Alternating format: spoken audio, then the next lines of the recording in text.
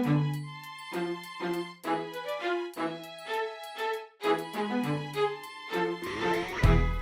guys, welcome to the Tuesday Middlegame class here at the St. Louis Chess Club. I'm Grandmaster Eric Hansen, for those who are unfamiliar with me. And today I thought, I've been following the candidates tournament.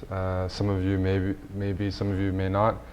And the leader right now is Sergey Karjakin, and I decided to pick a game of his today to go over.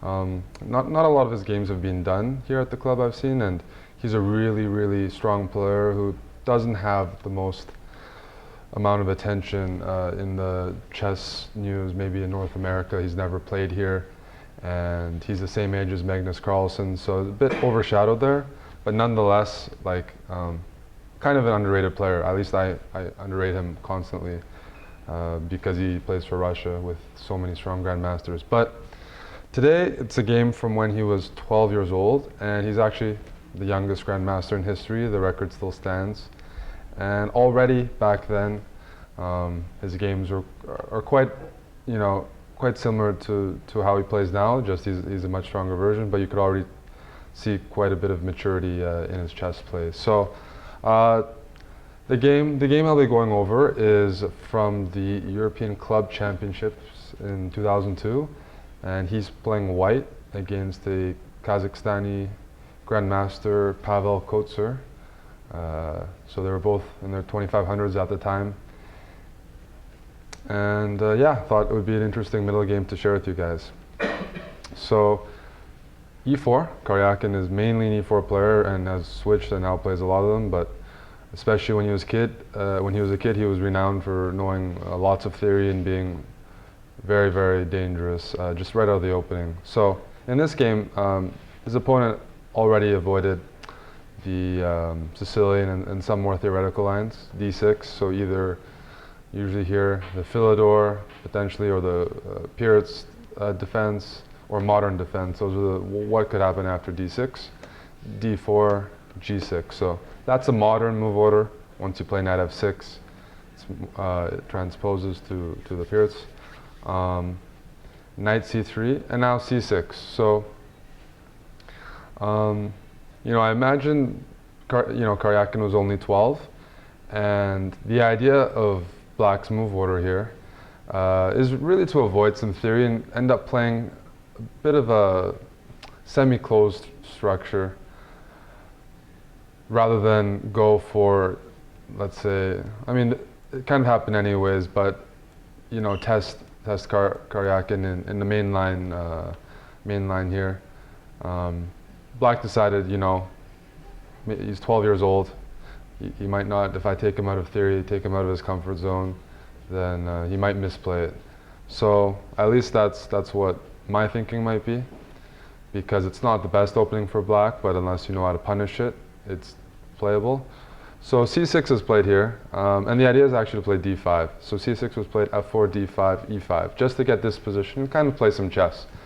And I thought this would kind of be a good choice to go over, because this is like an example of for white has a space advantage already, visibly has a space advantage, more aggressive pawn structure here, and controls more in the center, but it's already defined a bit. So even though there's that space advantage, it's not really clear how to use that. There aren't a lot of squares to put white's pieces as well. There's just yeah, it can be a bit unclear how to proceed. There's not too much theory, as I was saying. So f4 though, very direct, taking the space, which is what the principled reply when Black is playing c6 and d6, d5, e5, h5. And I've played against this a couple times myself, in blitz games or maybe rapid games. It's pretty much an opening that says, come try to bust the setup. And well, they play h5 just to control g4 and just play on the light squares. The move like bishop g7, you don't need to do right away as Black. That's why Black's playing h5. That bishop on g7 is blocked anyways. Nothing stopping it from going their next move. So Black plays moves like h5 and often, maybe knight h6. Those are a couple ideas. So knight f3, knight h6, bishop e3, and queen b6. So I mean, there's a bunch of different ways white could go about this. Maybe bishop e2 and kingside castle, or what Karjakin does, bishop e3, maybe queen d2 and queenside castle. A few different options, but you know, in all of them, it's you want to open up the position somehow, and there's no obvious way to do that usually. So bishop e3 and queen b6, and this move, you know, a more standard way to go about this might be something like bishop g4. That's what a lot of players would probably play this as black, and after h3, you know, something like take on f3, queen takes f3, maybe knight f5 here, and after protecting the bishop paired e6. We have some positions like this, although probably it's good for white after g4, but they usually want to trade off a piece if they can with the lack of space. So queen b6 is, again, more of a second-rate type of plan, but I think he was trying to throw off white. Knight a4, but I'm pretty much sure Karjakin's out of theory by now. This is not a theoretical position. Knight a4, rook b1, b3. There's nothing too natural here. You don't want to play queen c1. You could play a move like a3. This is sometimes an idea, you know, to play a3, and you know your opponent can't take the pawn because of this type of trick. But knight a4 is the most aggressive. It's the only move really attacking the queen and defending. So trying to gain some more time. Knight a4, queen a5 check, c3. And so the point of black giving white this move is also maybe this knight will be a bit out of play after some other moves. It can't go back to c3 now, so it's going to have to go to c5 if it wants to come back into the center. Bishop g4. Now the threat is bishop takes f3, and that would force white to take on f3 with a pawn, and that would be very, very undesirable pawn structure if that happened. Doubled f pawns, that can't move at all. f5 is really well protected. So yeah, there's a bit of strategical threat there. So knight c5, moving the knight out of the way. Otherwise, maybe something like bishop e2. But knight c5, queen c7.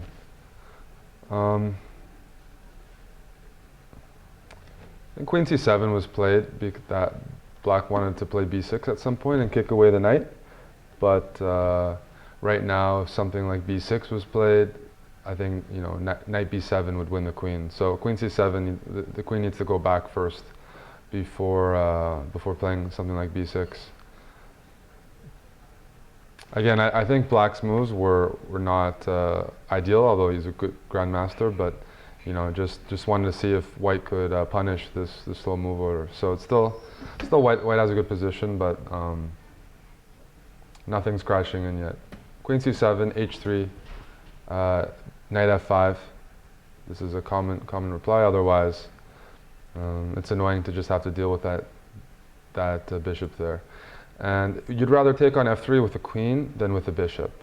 The bishop wouldn't necessarily be so useful on f3. So Karjakin plays h3, wants the queen on f3, and decide later maybe the bishop will go to d3 or stay on f1. But for example, bishop e2, knight f5, say bishop f2, e6, and let's say h3 here. Bishop takes, and h4, which is a very, very standard way for black to try to lock down the position. And now black can try to catch up on time and development because there's just no simple breaks here. But yeah, the bishop on f3 is probably not on the best diagonal. Probably d3 would be better, even f1, and yeah, aiming at d5 doesn't do too much. So that's why h3 is played here. Knight f5 with tempo. Bishop f2. Queen takes, and now black played b6. Couple other moves in this position, e6 and h4.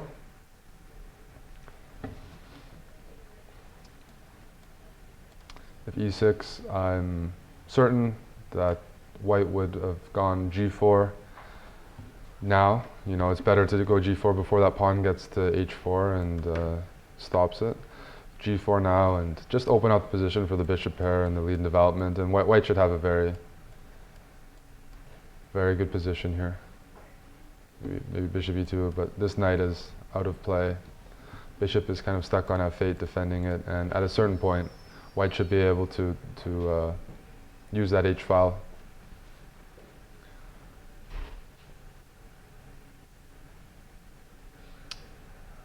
So e6 wasn't played, and h4 was the other move, but played b6. After all, I think black's still trying to justify. Okay, b6 now makes a bit more sense. Maybe white's also threatening pawn to e6. But after all, black spent this time getting the knight from c3 to c5, provoking that, and I guess has to justify it and kick out that knight now.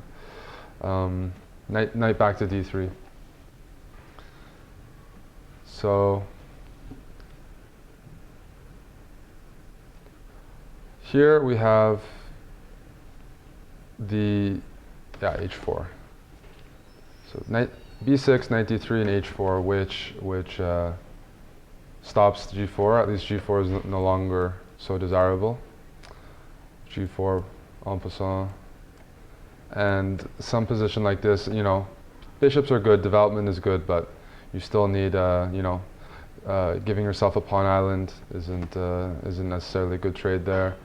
And it's that bishop on g3 is just stuck behind the pawn, so it's not particularly a good trade. It's not really opening up the position. It's just trading off a pair of pawns and giving black the h-file. So I mean, in terms of this position, white does want to succeed in opening up the position. If you just stick with natural moves here, for example, king c1, e6. Now I want to play knight d7, maybe queenside castle. I don't think it's so easy for white to come up with a plan against this very, very solid structure of black's.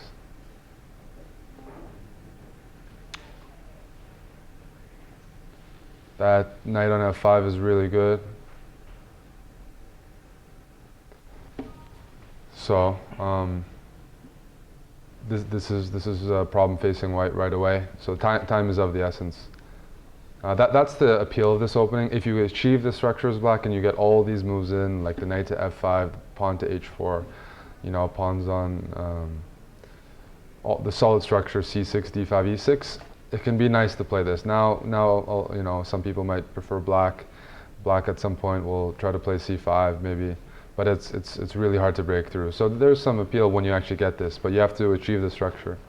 And in the game, it hasn't happened quite yet. White has one move to stop that.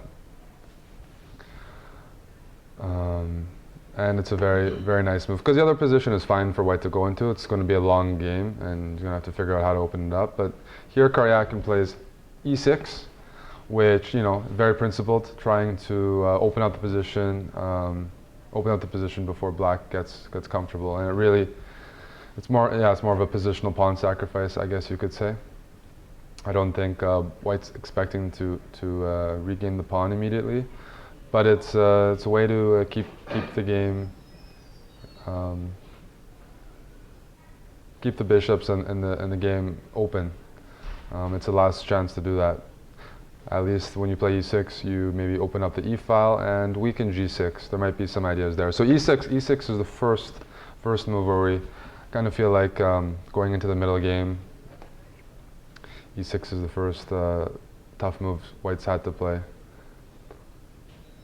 breaking the pattern of otherwise natural moves. So e6, f takes e6. The only other move that really makes sense might be to play f6 and hope to win the e6 pawn you know, through force, like maybe queen c8, knight a6, knight c7 or something, but just win the pawn without compromising the structure. It's not so easy, and the issue with f6 though is that this pawn becomes very weak. So probably here, you know, something like queenside castle. If you try to do that, maybe queen d6, rook e1, knight a6, moves like queen g4. Yeah, queen g4 would be really, really annoying here. Or even yeah, queen g4, for example. And black structure will just doesn't. It's not solid anymore. It can't go back to having that super solid structure. No matter what, things start going a bit crazy. Maybe knight e5, hitting, trying to just. But tactics start appearing in the position, and when that happens, you know, the bishop should be a bit happier, and the side with development will have some opportunities. So instead, black took on e6, queen g4, rook h6. So defending both g6 and h4, knight e5, knight d7. And this is all kind of concrete, though. I believe you know, you have to have calculated this out for white, and I'm pretty certain white did not expect to win back the pawn here. Knight takes g6 is not available. Knight f6, the only move to protect the queen here, and rook h5, which is why rook h6 was played as well, and the queen gets trapped. So white did this knowing that the pawn wouldn't be, you know, reclaimed right away. But you know, besides that, I think there's some serious compensation just based on the pawn weaknesses, and now the possibility of using that open e-file.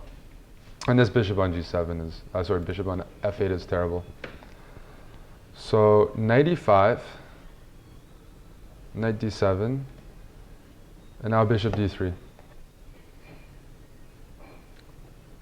So still keeping the option of castling on either side. I think bishop d3 is played because at least now there's more of a tell potentially where the bishop should go. On e2 it still doesn't do anything. At least on d3 it might keep that knight on f5. There, put some pressure there because g6 now is much weaker than before. The only other thing I could think of is trying to play c4 at some point. But if I want to play c4, I'll probably want my rook on c1, and that probably means I want a castle, and then I should develop my bishop first before doing that anyways. So, bishop d3. Not something like knight d7. You know, I think what white had in mind here was just keeping that knight on e5, so that, for example, if with that knight on e5.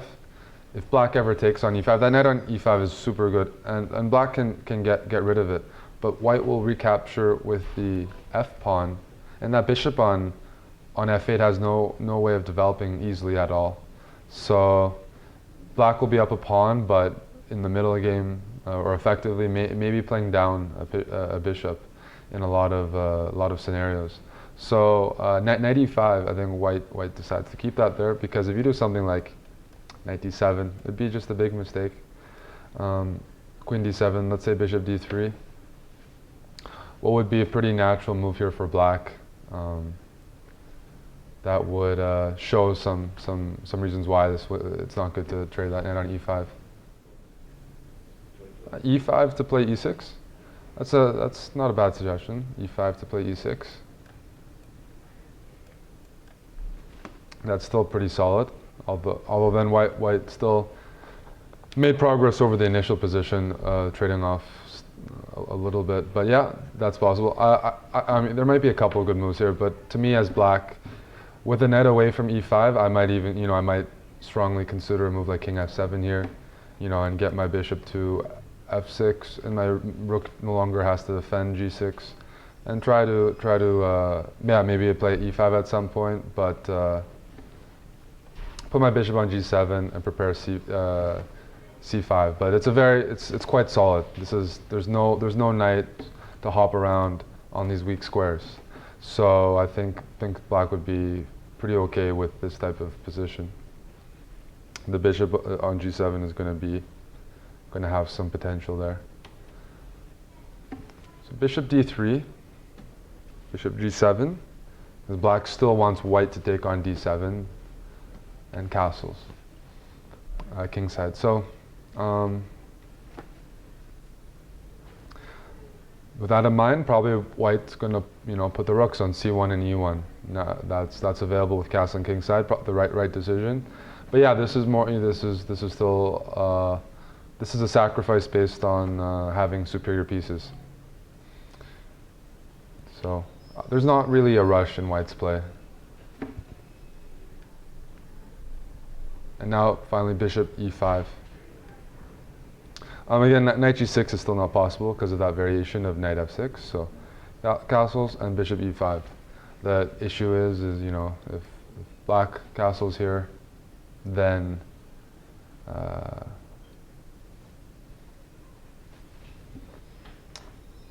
well, I guess black's logic is that bishop on g7 is not doing anything, so trade that, and at least the knight on d7 could potentially find a good square, whereas the bishop is pretty much locked in. There's still no knight g6 here as far as I can tell. So black could have castled first, but I guess didn't see too much with that bishop on. I guess this move is pretty obvious, of course. Yeah, just knight f7. Sorry. So yeah, just getting rid of that finally, and now f takes. So it's a choice of taking with the d pawn, which would open the d file a little bit. That d5 pawn is really well protected by black. Or opening with the f pawn, opening the f file a little bit, and then knight is really well protected. So not in that sense it's quite even, but taking with the f pawn here kind of completes the pawn structure, and yeah, it's completes the pawn structure, and already we have a rook on. There's already a rook on f1, so it's a bit more favorable to take with f pawn here. If you knight f8. And there's a common type of theory or whatever. I say when you have knights, you want to have a close position, close up the position. If you have bishops, you want to open up the position. And right now, I still don't consider this really a fully.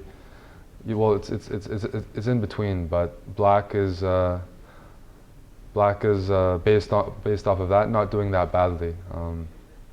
It's just that in the future, the rook on rook on a8 and h6 aren't really playing at their maximum in those squares. So, but in terms of actually breaking down the position, black should be kind of okay since it's not really open. But I think the coordination is a bit off. So that's what black's trying to do here. So knight f8, everything seems very solid. But again, the evaluation for white going into this was okay. I have compensation, and I think it's being proven pretty well so far, even though nothing has happened. a4, the fact that nothing's happened, but black doesn't really have a really good setup, shows that. So a4,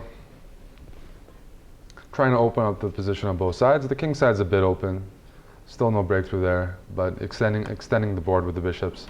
The other breakthrough that I mentioned earlier would be trying to play c4 here, either playing the rook there first or playing c4. But a4, maybe with the idea of a5, could be also has its benefits of opening up the a file. c5. If black, one benefit of that is, for example, if black had played a5, now the b5 square is a bit more weak than before. So when white were to now want to play rook c1 and c5, they have some maybe more ideas of rook c1, c4, and putting some more pressure on here than before with some bishop b5 ideas. So provoking a5 wouldn't have been a bad thing. But black decides to react with c5. And that is not a good move. That is not a good move, but I don't think black liked the horizon and got a bit desperate here.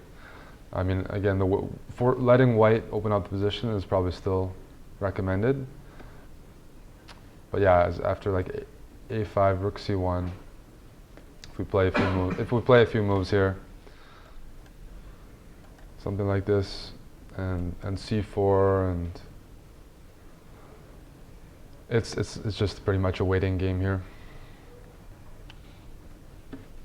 Maybe rook c2, maybe doubling rooks on the c file, but black can't get any more pieces over the, yeah, black just waiting for white to take on d5 at the right time. So decided to play a bit more actively than that, maybe realizing that the whole opening experiment had gone backwards. So c5,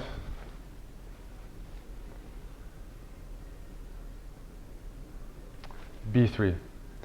And this is a type of move that Karjakin is very good at finding. I've noticed in a lot of his games. Just a slow, so there's no rush here, just a slow little positional move here. You know, that's just properly assessing the position that there, you know, you don't need to, because again, a lot of times, you know, c5, why not just take it or open up the position, you know, they got the bishops, but playing the b3 move first is totally fine. For example, if d takes c5, I mean, well, e5 is now weak, so even though it is opening things up, if black does survive this, black has a bit more space than before. So whether it's taking back or maybe playing knight to d7 and trying to play knight takes e5, that might be an attractive idea here. Otherwise, taking here, and it still looks like white's in control here, but you're just sticking with the safe moves and not feeling any rush. That's been a consistent. The only moment when there was a rush was when black was threatening to close down the position entirely with e6. But after c5, b3, I mean, now c4 is still an option, but an important factor is black here might have had an idea. Let's say rook c1, playing c4 and trying to slow down white once again. c4 here, and white's still going to get to play b3 at some point, but it does slow it down a bit. And when b3 is played, c3 will be a bit weaker. So it's a subtlety there, but I think b3 if you didn't see something concrete with taking on c5, like it's still fine, but didn't see something that was worthwhile to just you know, compromise the e5, the center pawn structure. So b3, just a solid move that doesn't change anything in the position, doesn't allow black to play c4 or do too much damage. b3, cd4. Yeah, some natural moves here. Well, I don't think black has too many natural moves, but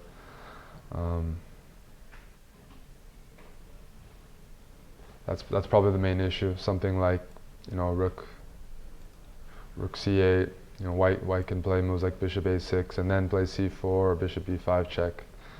In all of these lines, I don't think even the mindset was white's looking for necessarily a killer blow here, but just getting all the pieces on the right squares first. So in this position, that would be the last piece.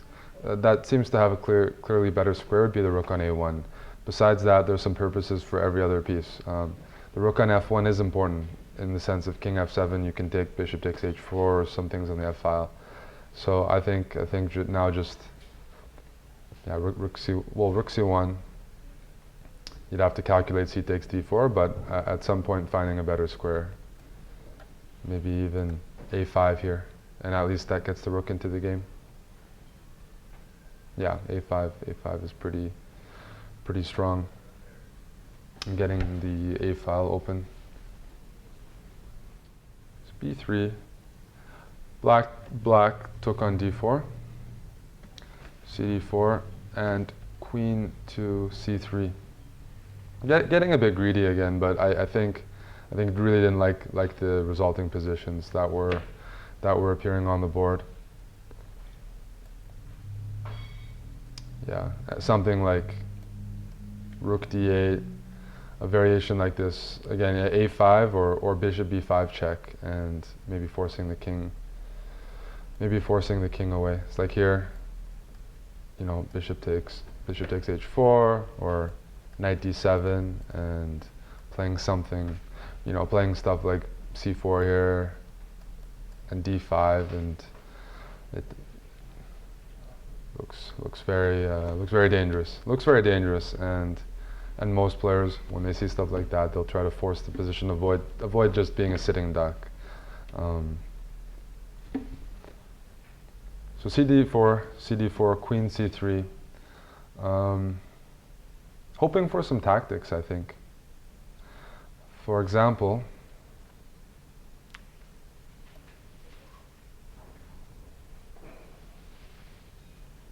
you know, if rook d1,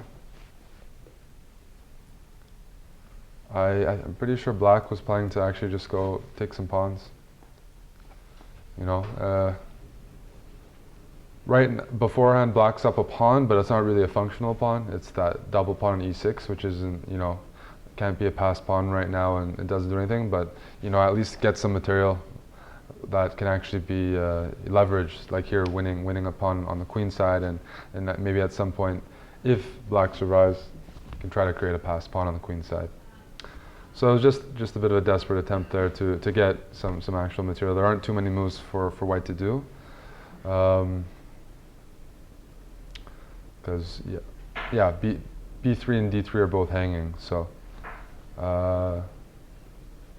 Karjakin here played a very accurate move that maybe black missed, queen d1. I think black assumed the queen would stay on g4, where it kind of ties down a lot of black's pieces. But unfortunately for black, the queen can't stay on c3. So after queen d1, what black maybe missed is d4 is not hanging. You know, d4 from immediate variations. Bishop d4, queen d4 is with check, and so then black can move the queen away the next move, and some sort of all the discovered checks are covered. Bishop b5, knight takes, bishop here. Let's say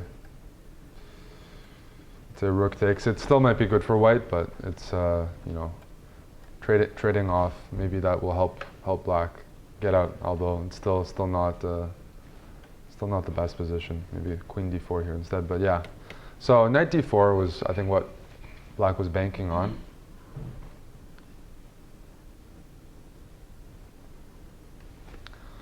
But unfortunately, after knight d4, rook c1, bringing that rook into the game. Pretty easy to spot so far, but that's not what black missed. Queen b2. And now, can you see the combination that white planned in this position? So white had seen all this and had something set up here. Going to get all the pieces into the game here. If you want to trap the queen or do any of that, you need more pieces. Just get all your pieces coordinated or in the game. The queen shouldn't be able to survive on b2. The hint I'll give is the first move is not a check. It's not bishop b5 check or bishop takes g6. Yep. Bishop e3, and what's your idea with bishop e3? Let's say bishop e3, that's attacking the rook on h6. Black moves the rook back. Let's say to h8. There's a few attractive moves here, but there's one that's like no risk, just straightforward. That's bishop e3. Rook moves away, and now rook f2. Just kicks him off, nothing. Yeah.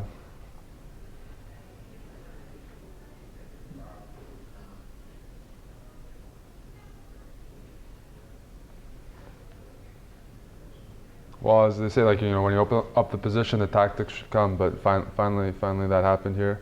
Rook f2, queen b3. Black has nothing else. Bishop takes d4, queen d1.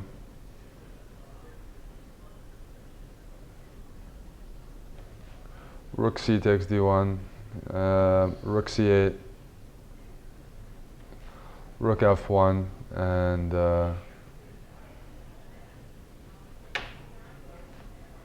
bishop check now is really nice too. d5.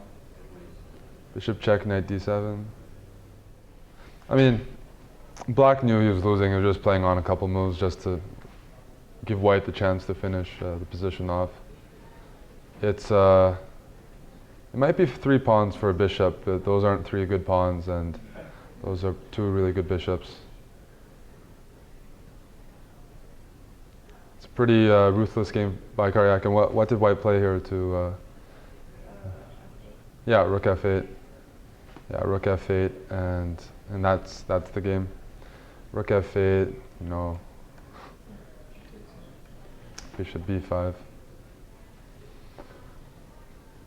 I mean, I'm impressed by this game because it's Karjakin who's 12 years old, but really it looked very simple when we played it. It looked very easy, but I think there was a lot of maturity in the play there to, first of all, a positional pawn sacrifice is not so common, and then just slow playing the position. And Black is a grandmaster, so just got completely rolled over in this game. But this is still, pretty typical of Karjakin's chess. He has very good openings, a really good killer instinct, and he's a good practical player. Really takes advantage of, doesn't get in time trouble much, and takes advantage of blunders quite often. So right now he's leading the candidates with 3 out of 4, and he wasn't on a lot of people's list to be a leader, but he consistently does stuff like this. Yeah, now it might be paying off, but he's just a very straightforward player with almost no weaknesses. So, but this game is pretty typical of his e4 style, taking space, not over pushing, and then at the right moment finding that tactical blow. But he's not one to rush positions at all.